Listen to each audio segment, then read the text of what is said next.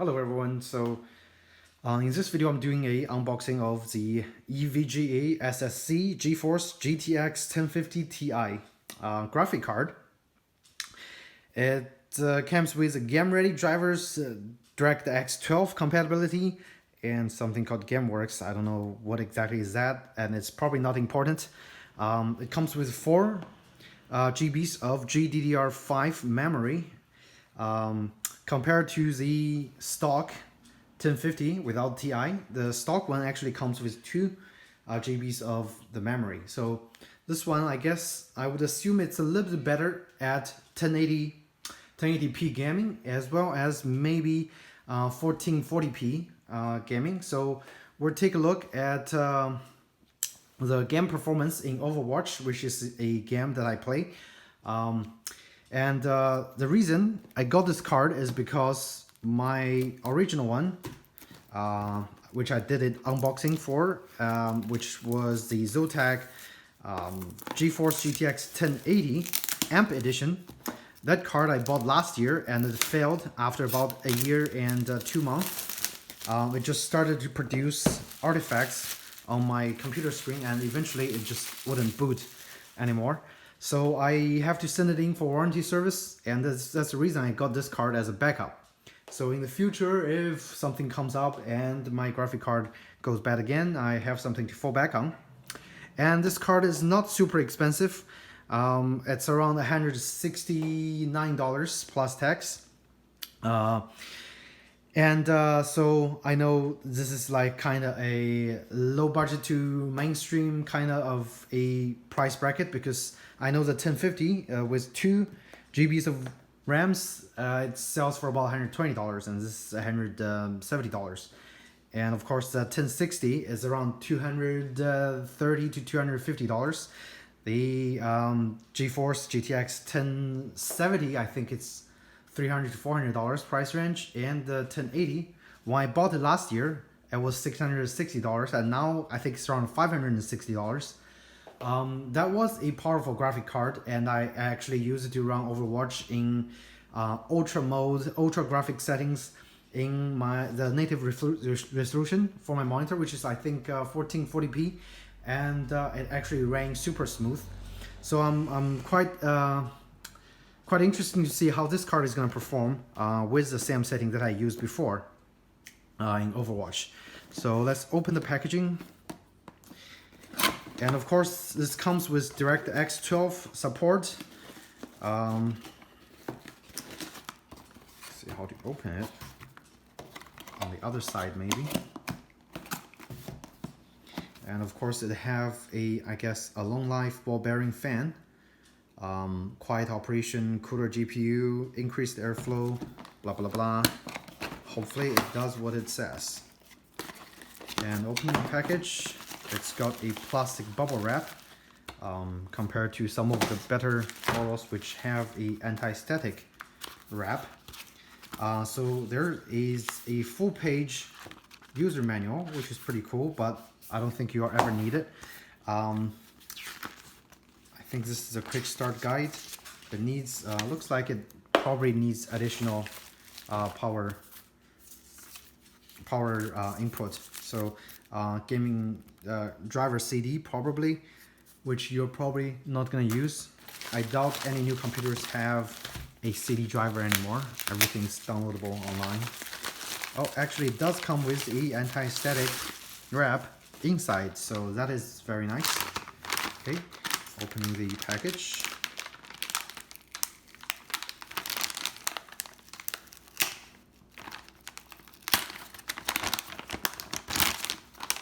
The bubble wrap even got the EVGA logo on it. And here's the card. And here is a back view. Looks like it's a 2-piece design. I'm not sure what this piece is for, but make sure you remove all the films before you're actually gonna install the card. So let's see the front, lots of films.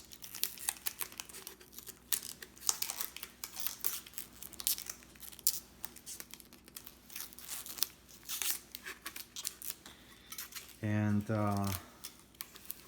The card it's actually very light compared to my 1080, which the entire card is wrapped by metal heat sinks. Even the back plate was metal, if you see my previous review for the card. And here's the card. Take a closer look. The ACX 3.0 ball bearing fans, which I think most graphic cards nowadays use ball bearing fans. So, and those pieces, take a closer look. In the picture on the website, those areas I thought it was metal, but it's all plastic for decoration and it's not even vented. So this entire shroud on the front is plastic, and this area is also plastic with a metallic sticker on top. I don't see any SLI connection ports, and I also don't see a external power input, so I would assume this card doesn't need a additional powers, which I think is a huge plus for some of the more efficient gaming PCs or like smaller setups. Let's see. So there are two heat pipes going through, and the front also there are two right over here. In terms of ports, it's got a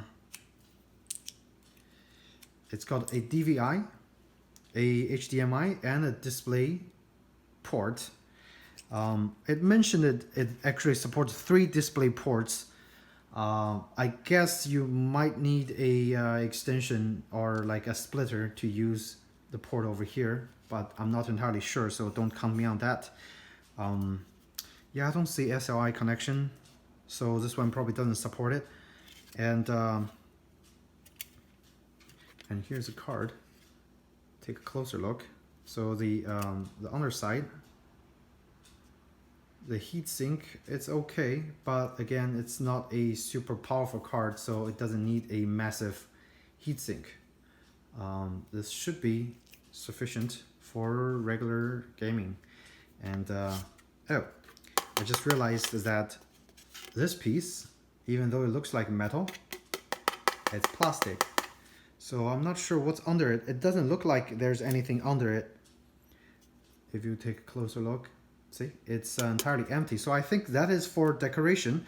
It's just to extend the heatsink, so it have more areas to dissipate heat. And I guess that's good, because if you see some of the cards, the design is like that, which only had one fan. So I think this one will definitely help with dissipating heat during gaming, and that is a huge plus. And take a closer look at the soldering and welding, which looks pretty nice and neat and tidy. I'm pretty sure it's machine soldered. Here's the port.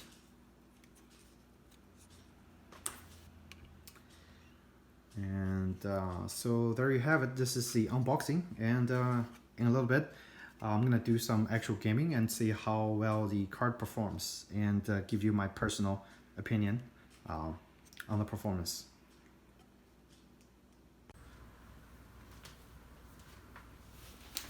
Alright, so I just have the 1050 Ti installed, and I installed their overclocking software, and I think it's called the Precision X.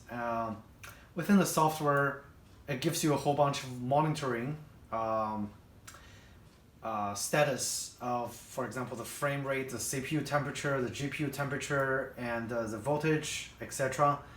So I'm gonna run Overwatch and use some of the settings and see how smooth the game runs based on my own opinion, and we'll see how it goes. So right now the GPU is actually in standby mode, so it's operating at a really low clock speed, and of course the temperature is really low at 28 Celsius. Let's open the app.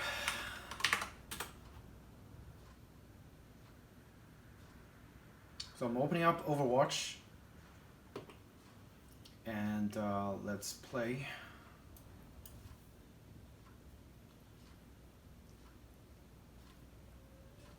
And I have a Dell monitor with a 1440p resolution. Let's go to the settings.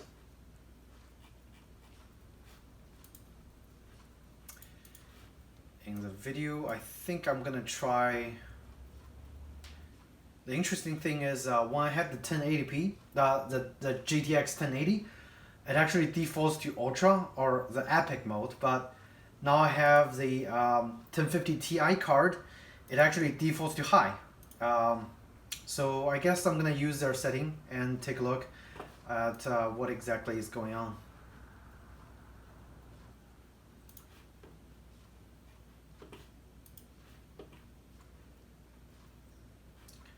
So in High, and I'm gonna turn off the anti-alias because I really don't like the effect. It actually blurs the edges by smoothing it. So I always like my model detail to be ultra. Shadow, I don't care much, so it can be low. Dynamic reflections, not much. The local fog detail, I'm gonna set it to medium. Texture filtering quantity, I'm gonna use 8 times. And texture quantity, default at high. Effects, default at medium. Lighting quality, I'm gonna use medium. Refraction quality is high, I'm gonna use medium. And let's see, I'm gonna change the gamma a little bit, make it brighter, that's what I like. Contrast a little bit lower, and the brightness a little bit higher. So it requires a restart. I'm gonna go ahead and restart.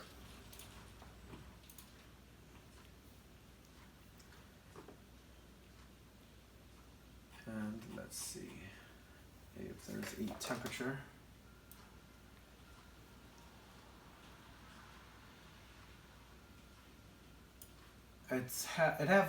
The software Precision X have a lot of options, but they're all in really small text, so it's really hard to see.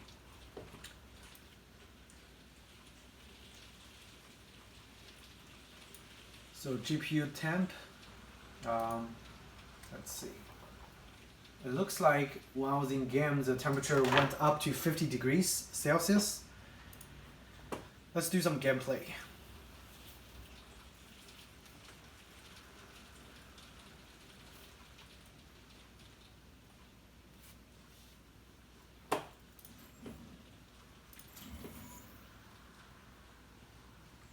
So right now it's at the default high setting with some customized options to lower the quality of the shadows and some of the details.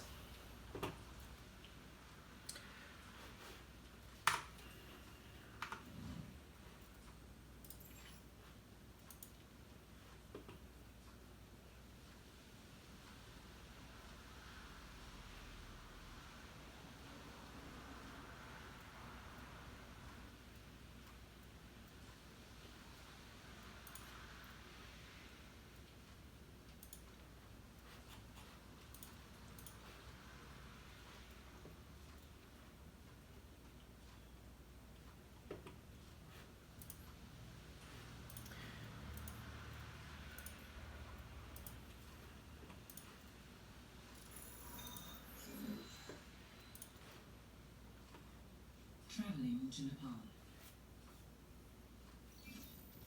Prepare to attack. Select your hero.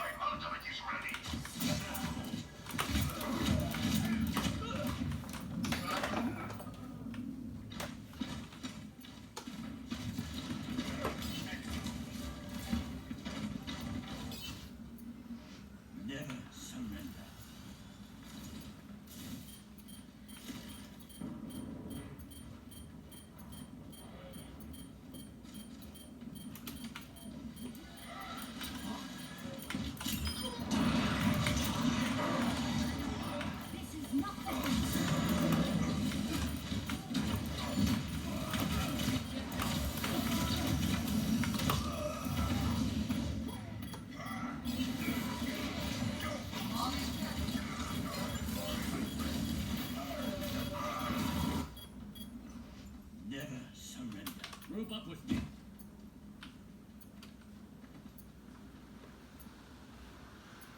Group up here. Thanks. See through the dragon's eyes. Worthy.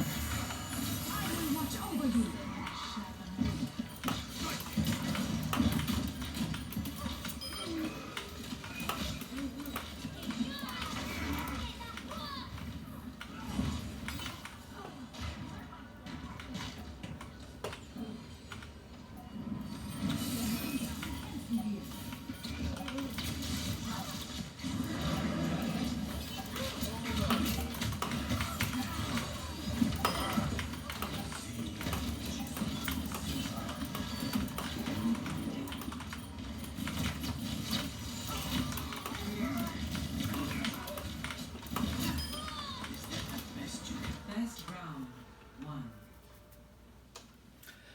So okay, after first round, I would say the frame rate actually stayed well above 100.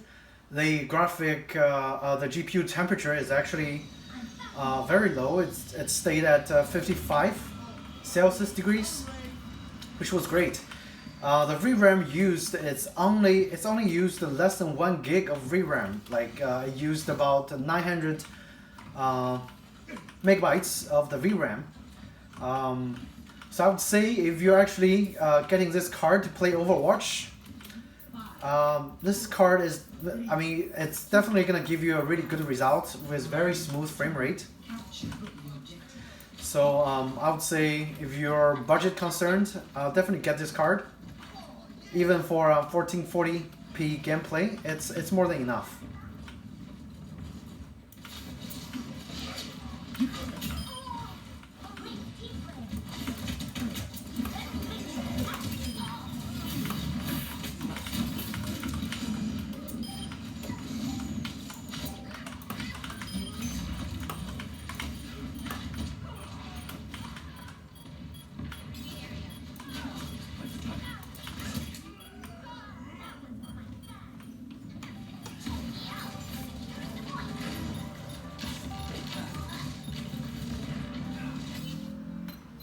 Start over at the beginning.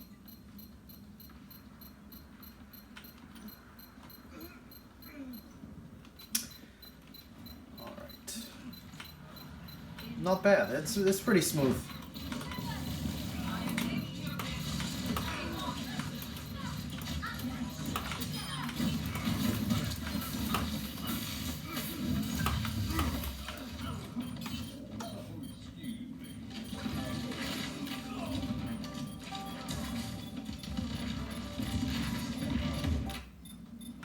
I must reclaim my honor.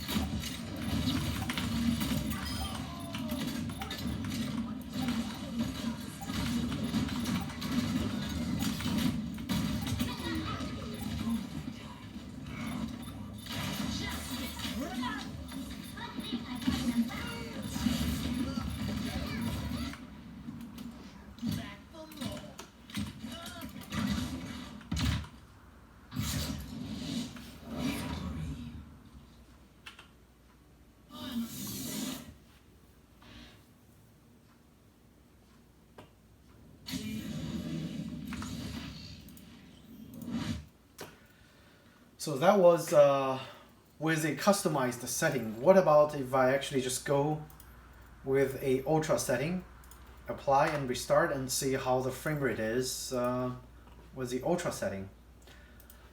Let's see all the stats.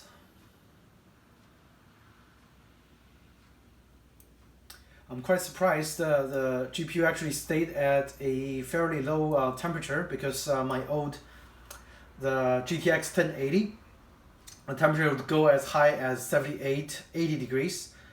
And this one just stayed within 55 degrees, and I'm quite surprised. So it's a very efficient card.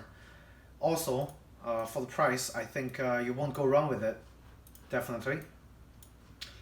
And if you're concerned about the VRAM, it only comes with I think 4 gigs of VRAM, but it's more than enough. Like for Overwatch, it only used about 900 megabytes. So let's try the Ultra and see how it performs, if it's able to handle it.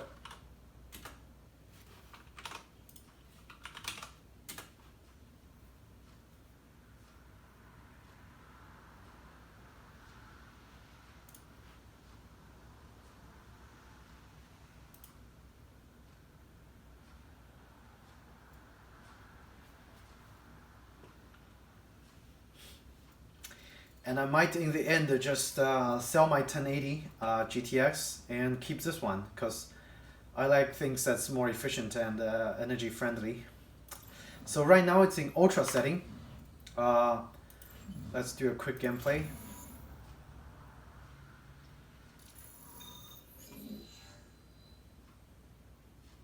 Traveling to Volskaya Industries. With every death comes honor. With honor, redemption.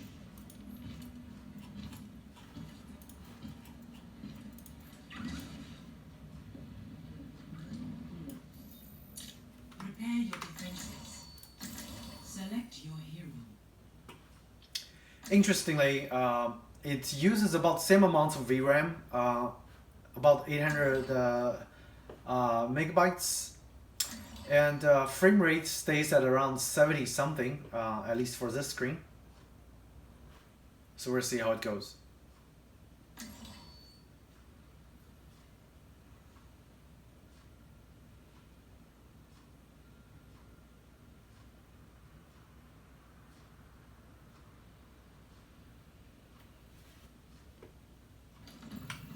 With every death comes The frame rate still stays at well above 100. System check initiated. Read and press the board. Ready for action.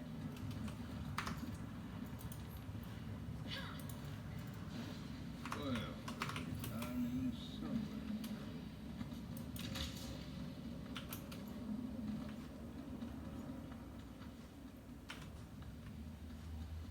Attackers incoming in 30 seconds. it is time to act. I foresee great things for you. Order will be restored.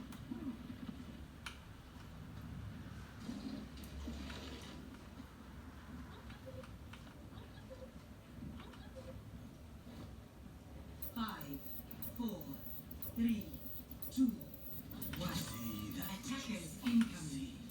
Defend objective A.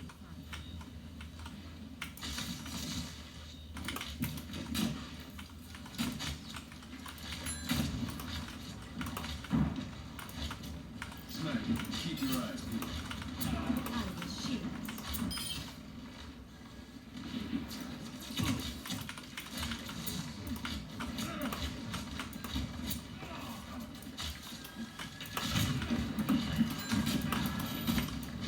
I've attacked.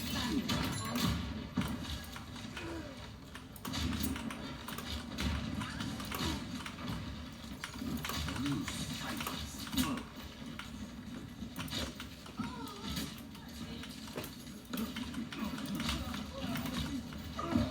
I can definitely feel the it's a little more sluggish while I'm on ultra setting. It's not as smooth.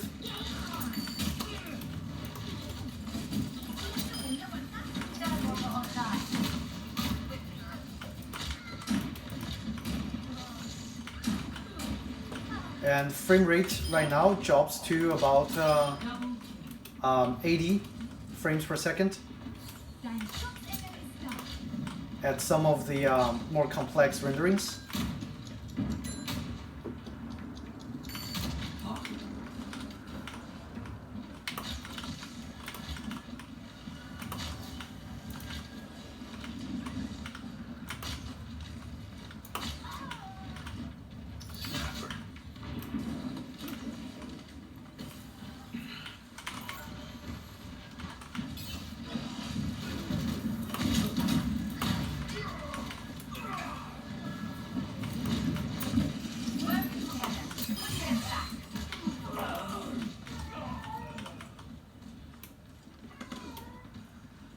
See that which is unseen.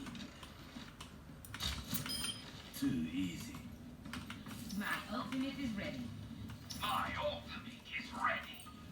Damage increase. My ultimate is ready.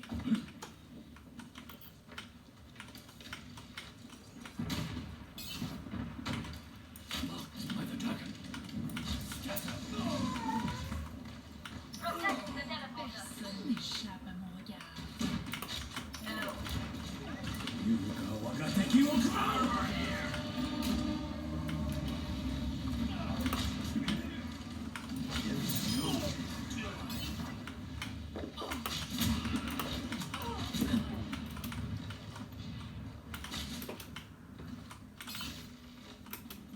See through the dragon's eyes.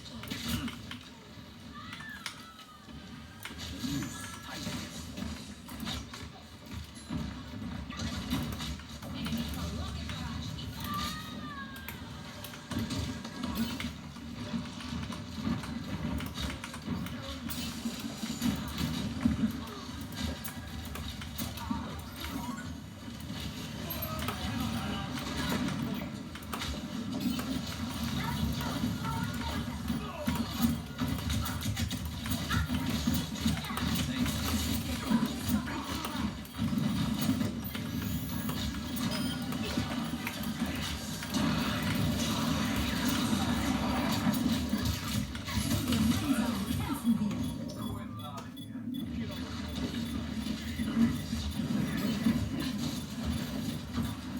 Standing around and get on the point. I must redeem myself. My dragon strike is ready. 60 seconds remaining. Objective lost. New defense point. Objective B.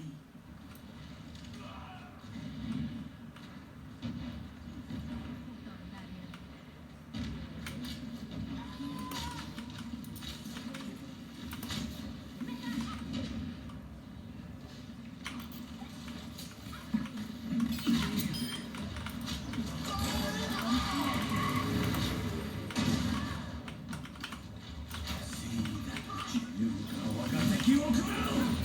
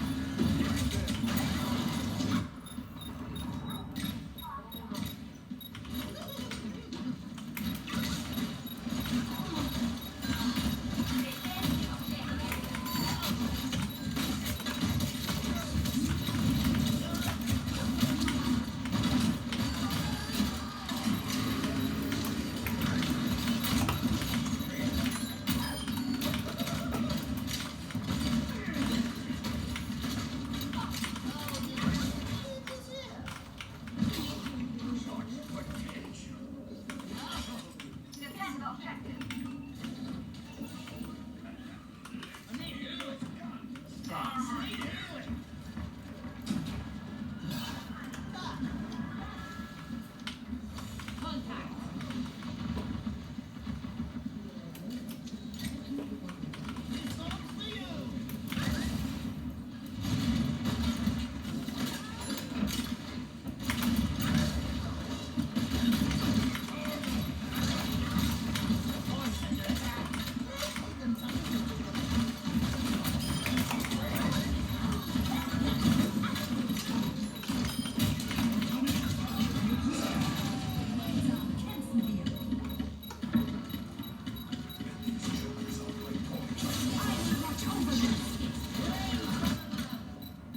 You like get rid of me?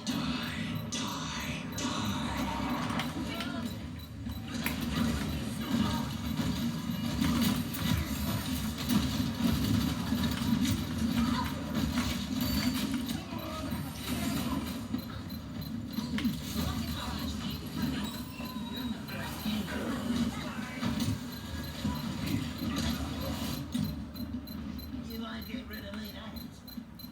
Fire in the hole! Timer up. Extend the objective.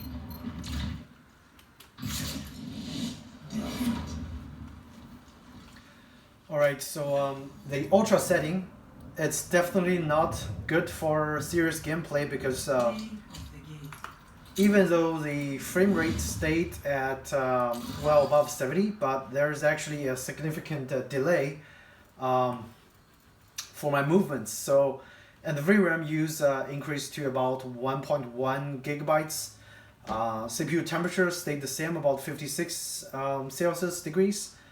And at this point, I can conclude that if you want to have a serious, smooth gameplay for Overwatch with your new GeForce 1050 Ti, it's best to keep it at a graphic quality high setting and do some customization and lower some of the other details just to get a smooth gameplay without any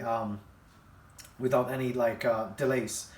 So that is the conclusion I have for this card. And if you guys have any questions about the GeForce GTX 1050 Ti, feel free to ask me, and I'll try my best to answer the questions for you guys. Again, thank you so much for watching, and I hope you find this video helpful. If you're interested in this card as well, I'll post a Amazon link so you can buy it from the link. Again, thank you so much, and take care.